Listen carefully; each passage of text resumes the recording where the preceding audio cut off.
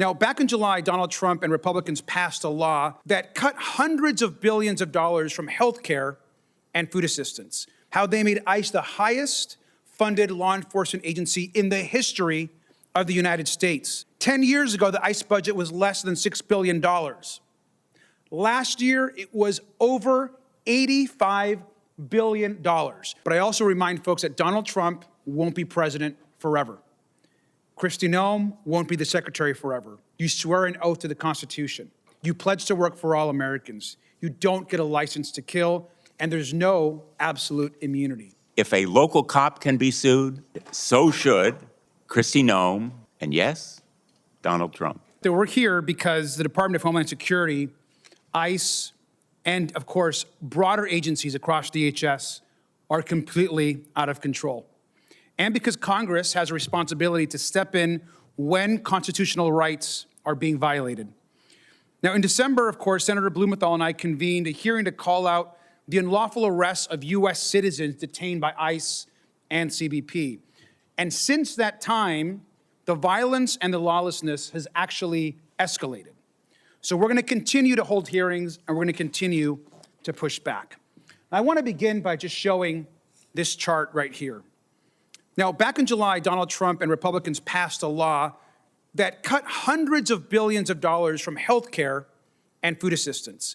And they used that money to hire thousands of ICE agents who are now terrorizing cities and killing United States citizens. Now, this chart shows how they made ICE the highest funded law enforcement agency in the history of the United States. 10 years ago, the ICE budget was less than $6 billion. Last year, it was over $85 billion. And if you look at funding for the agency and look at what just happened in the last year, it is stunning to see how much we are spending across this country to terrorize, disfigure, in some cases kill U.S. citizens and people across this country. Now, Oversight Democrats have tracked, reviewed, and vetted over 470 incidents on our immigration enforcement dashboard, and 186 of them include problematic uses of force by agents. Now, these are not isolated mistakes, they are a clear pattern. And we know that's a tip of the iceberg. We're seeing ICE, CBP, other parts of DHS, all across our country terrorize communities. We've seen warrantless searches of homes and vehicles. We've seen folks arrested, detained with no criminal history. We've seen folks be sent to detention centers only to be released with no explanation as to why. Now, American citizens and innocent people have been brutalized, and our witnesses today will testify to that. And to be clear, we've seen people dragged from cars, beaten, gassed, attacked with crowd control weapons, blinded, like back in my home state of California, left with broken ribs, run off the road, beaten, injured, disfigured, and shot. Officers have been ordered to enter homes without warrants in violation of the Constitution, and we've also seen the federal government labeling American citizens as domestic terrorists, calling people, quote, assassins, and falsely claiming they intended to kill law enforcement, which we know, of course, has been untrue. We're seeing the results of policies set by powerful people of no respect for the Constitution, no respect for the law, no respect for basic humility. And these folks here, which we know well, Donald Trump, J.D. Vance, Kristi Noem, Stephen Miller, of course, Tom Homan, and Greg Bovino, these people, every single one of them, has to be held accountable for the crimes, for the terror, and for the murders that are happening to our own people in this country. We're taking action today because the stakes could not be higher. Now, this morning, Oversight Democrats released our initial investigation into the killings of Renee Good and Alex Prey. Now, Alex, of course, was a VA nurse who was peacefully exercising his First and Second Amendment constitutional rights before he was pepper sprayed, tackled, disarmed, and then shot repeatedly in the back. Now, Renee Good was a mom who told an officer, which we all have seen on video, "I'm not mad at you." She said, "I'm not mad at you," before she was shot dead. We mourn both of these two Americans today, and we find that these shootings cannot be justified. We also know they were part of a broader pattern of escalating unlawful violence by the Trump administration and DHS to intimidate dissent. Now, this administration then lied about the events and is now obstructing independent investigations to cover up misconduct and deny accountability to the victims and to the public. Our hearing today will build on evidence, not just that we put out in our reports, in our investigation, but the incredible work being done by the Senate, its various committees. And again, I especially want to thank Senator Blumenthal for his leadership of holding these hearings. The stories that we're going to hear today are hard to tell, and they're hard to hear. So I want to thank again our witnesses for the courage and the strength that it takes to be here today. This is a step towards accountability, and we know that the courage, that the strength that you all have that are bringing is in light of what you're hearing from the administration. I think it's important for the public to recognize that this administration has lied, has defamed, and has smeared people that have been peacefully protesting.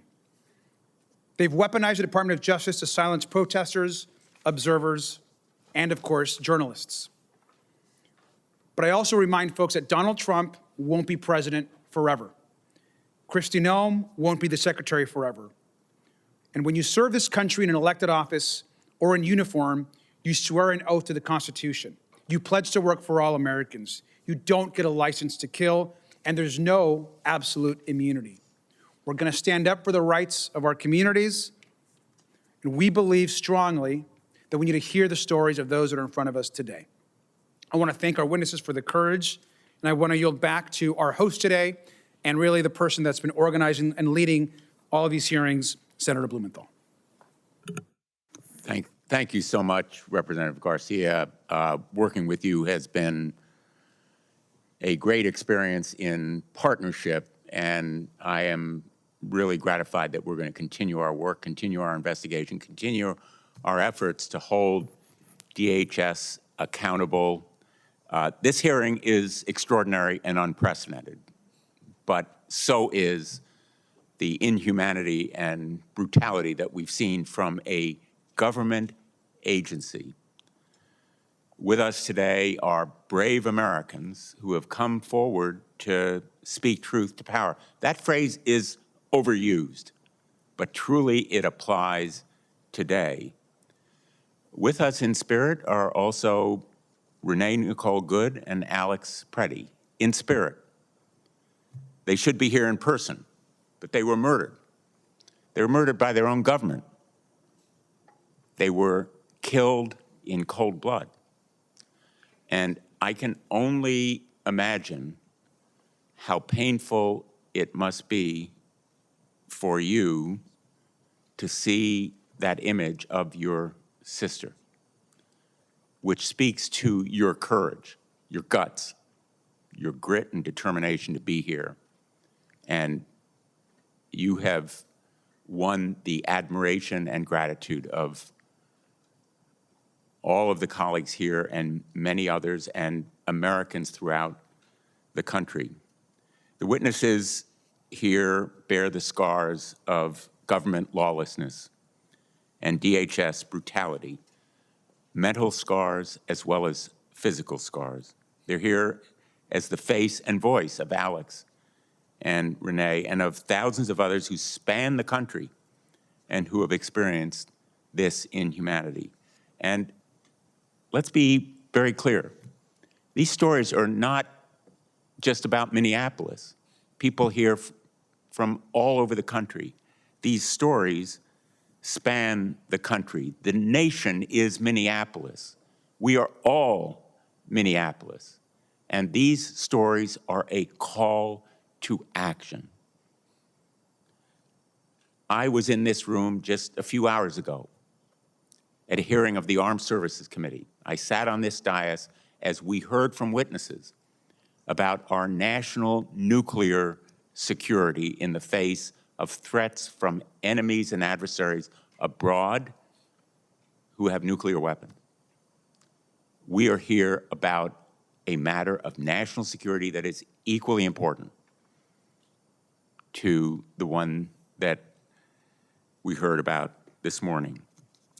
The violence unleashed by the Trump administration against our fellow citizen can touch any American at any time, any one of you who are listening by live stream or C-SPAN, or who are hearing and seeing this hearing. Whether you're going to a church clothing drive, to make a donation on your way to a doctor's appointment, or even heading home from dropping your 6-year-old son off at school. Real stories we will hear today. These stories, and far too many others, demand that every one of us stand up against the injustices and demand accountability. The directives underlying this lawlessness come from the top.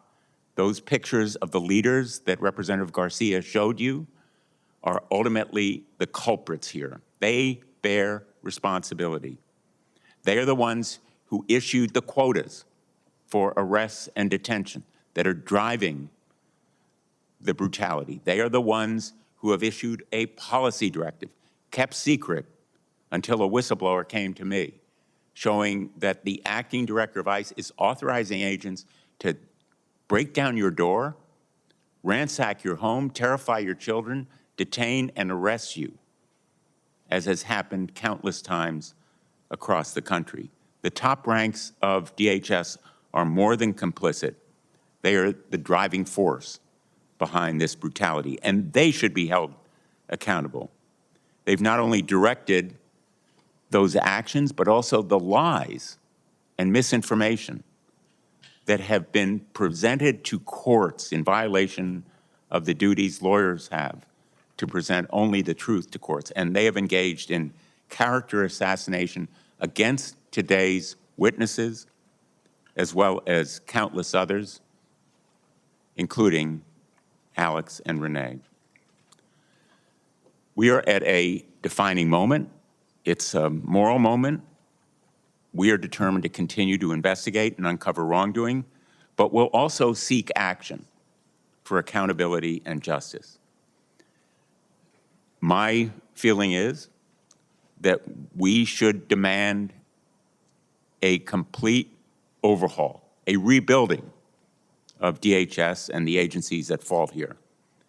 These reforms should include body cameras and identification on every officer, masks off at all times, rigorous use of force training and policies, independent investigations into acts of violence, and ongoing monitoring of these agents, a police force that has these kinds of systematic failings would be supervised by a monitor.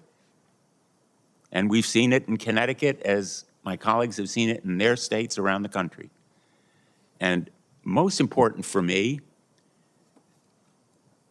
rights of citizens to seek redress, rights of anyone to have recourse in the courts to make sure that agents violating their rights are held accountable. If you go to your local police chief and ask, what are the norms? Every one of the demands that I've listed here is going to be recounted to you, including a right of action on the part of people to seek accountability. It can be done with 4 words. 4 words. In the current United States Code, 1983, all we need to do is add, when we say every person, under color of any statute, ordinance, regulation, custom, or usage of the United States, of the United States, or any other state or territory.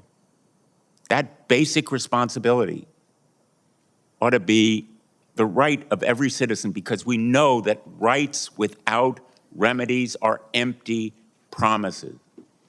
if a local cop can be sued, so should an ICE agent or a CPB official. And so should Greg Bovino and Kristi Noem and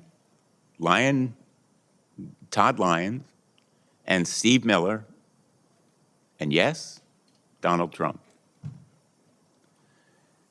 There is a real need for a full accounting of what these agencies have done. Someday, we should have a Truth and Justice Commission to investigate the systematic failings.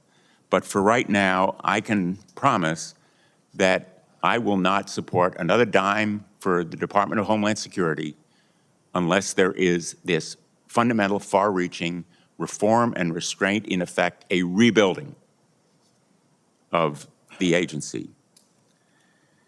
So Renee and Alex are not with us, but the silencing of their voices should strengthen our resolve to force change, to stand up for what's right, to show our neighbors, our communities, and the world that we won't let totalitarian tyranny prevail and fear crumble this great nation. One day, I think we will look back and hold ourselves accountable, whether we stood up and took stands. Luke Granger and Brett Granger are showing that courage and strength today. And they're here to share some words about their sister.